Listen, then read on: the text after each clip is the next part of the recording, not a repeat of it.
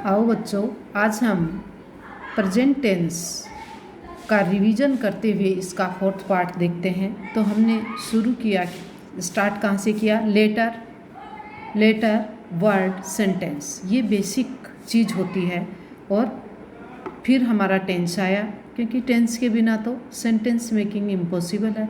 तो tense 3 part में है, प्रेजेंट, पास्ट, फ्यूचर। इसके 4 पार्ट हैं, इंडेफिनिट, कंटिन्यूअस, परफेक्ट और परफेक्ट कंटिन्यूअस। इसके 4 पार्ट हैं, अफर्मेटिव, नेगेटिव, इंट्रोगेटिव और इंट्रोगेटिव नेगेटिव। फिर प्रेजेंट टेंस में पहला आता है प्रेजेंट इंडेफिनिट, उसकी हिंदी वाक्यों में पहचान, इसकी सेंटेंस स्ट्रक्चर, सिंगुलर, प्लूरल, ये करते हुए हमने किया प्रेजेंट कंटिन्यूअस टेंस। और प्रेजेंट कंटिन्यूअस टेंस के बाद ये प्रेजेंट कंटिन्यूअस, इसमें रही इसकी हेल्पिंग वर्ब, इसके सेंटेंस स्ट्रक्चर, सिंगुलर, प्लूरल।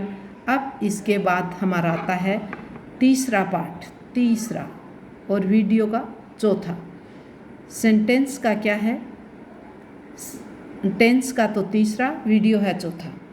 क्योंकि फर्स्ट में हमने इसके बेसिक क्या प्रकार होते हैं, टेंस के प्रकार देखे, उनके प्रकार देखे। और अब टेंस प्रेजेंट चल रहा है, उसका प्रेजेंट इंडेफिनिट, कंटिन्यूअस हम कर चुके हैं। अब कर रहे हैं perfect tense, present perfect tense. तो इसकी अफर्मेटिव में सिंगुलर और प्लूरल। सबसे पहले हम इसकी सेंटेंस स्ट्रक्चर पे आएंगे, उसमें सब्जेक्ट और हेल्पिंग वर्ब। जो मेन चीज़ है हेल्पिंग वर्ब, वो इसकी सिंगुलर के साथ हैज और प्लूरल के साथ है। और वर्ब की थर्ड फॉर्म, कोई सा भी प्रेजेंट, पास्ट, फ्यूचर, तीनों में जो परफेक्ट आएगा उसमें वर्ब की थर्ड फॉर्म आएगी। और इसके बाद ऑब्जेक्ट प्लस रहेगा हमेशा ही, ऑब्जेक्ट, और लास्ट में अदर्स रहेंगे।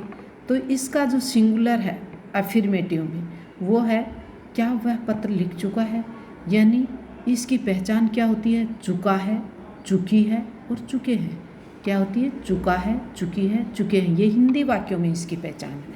और इंग्लिश में जो हम इसकी पहचान देखेंगे वो हैज़ और हैव, और साथ में वर्ब की थर्ड फॉर्म। मतलब ये परफेक्ट है प्रेजेंट का।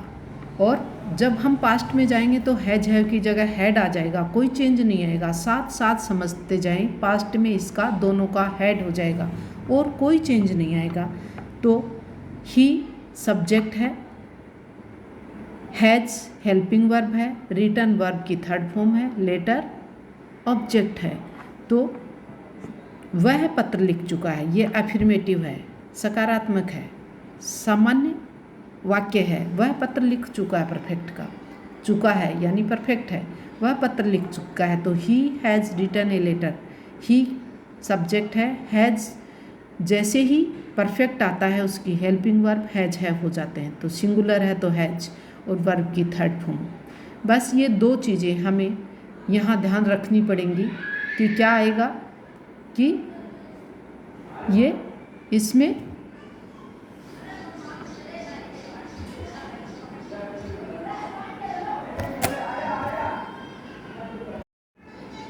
हाँ, तो इसमें जो प्लूरल होगा, वे फुटबॉल खेल चुके हैं यानी बहुत सारे हैं, वे बहुत हैं, तो प्लूरल है।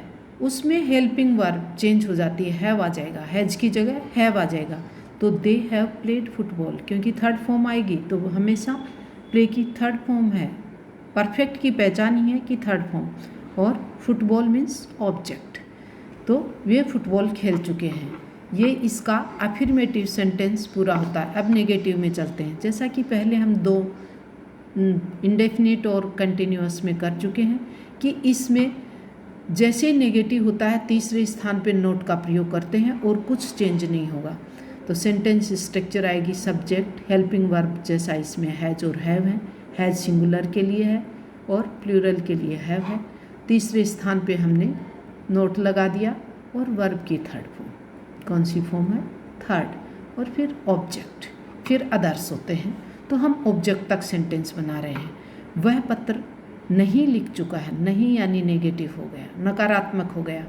वह सब्जेक्ट है, ही सब्जेक्ट है, हैज़ हेल्पिंग वर्ब है, नोट तीसरे स्थान पे आ गया और वर्ब की थर्ड फॉर्म रिटन है, लेटर ऑब्जेक्ट है।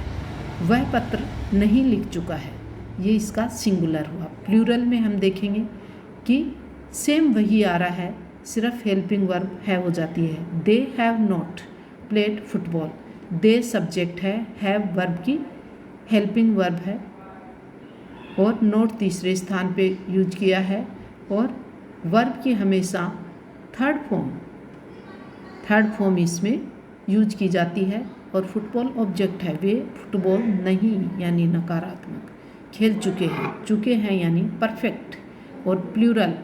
अब इसका इंट्रोगेटिव देखते हैं। सेंटेंस स्ट्रक्चर इंट्रोगेटिव में जैसा हम दोनों में भी देखा है कि सिर्फ हेल्पिंग वर्ब हम आगे निकालेंगे और परफेक्ट की हेल्पिंग वर्ब होती है हैज और हैव, उसके बाद सब्जेक्ट वर्ब की थर्ड फॉर्म, हर में ही वर्ब की थर्ड फॉर्म होती है। परफेक्ट का मतलब वर्ब की थर्ड फॉर्म और ऑब्जेक्ट। तो इसका सिंगुलर होगा, हेल्पिंग वर्ब आगे निकलते ही क्या हो जाता है, हैज यानी हेल्पिंग वर्ब और ही सब्जेक्ट, रिटन वर्ब की थर्ड फॉर्म और लेटर ऑब्जेक्ट। क्या वह पत्र लिख चुका है यानी पर्सनवाचक हो गया। क्या का मतलब पर्सनवाचक हो गया, इंट्रोगेटिव हो गया, तो क्वेश्चन मार्क लगाएंगे। और इसका सिंगुलर के बाद प्लूरल देखेंगे तो एक ही चेंज आएगा कि हैज का हैव हो गया, प्लूरल के साथ हैव का प्रयोग होता है।